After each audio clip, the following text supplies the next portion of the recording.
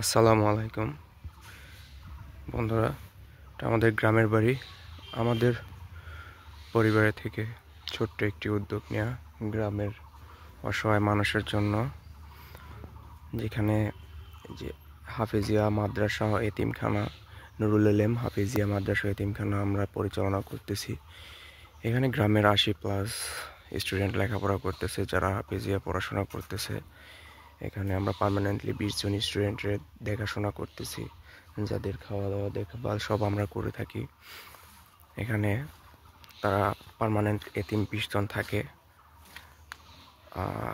এই মাদ্রাসা প্রাঙ্গণে আমাদের আরেকটি প্রসেসটা, আমরা এই যে মসজিদ নির্মাণ, আগে আমাদের এখানে একটা মসজিদ ছিল, সেটা ভেঙে আমরা বড় করে করতেছি।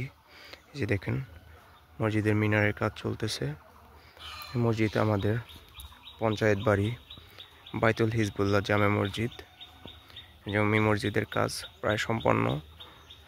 অল্প কিছু কাজ বাকি আছে, যেগুলো চলমান রয়েছে। আমাদের গ্রামের জন্য, মানুষের জন্য ক্ষুদ্র প্রচেষ্টা, আপনারা দোয়া করবেন আমরা যেন সফলভাবে সম্পন্ন করতে পারি। এখন আমাদের ঈদগাহ মাঠ, এই যে মসজিদের পাশে এই যে পুকুর, এখানে মাদ্রাসার ছাত্রছাত্রীদের জন্য মাছ চাষ করা হয়, যাতে তারা খেতে পারে।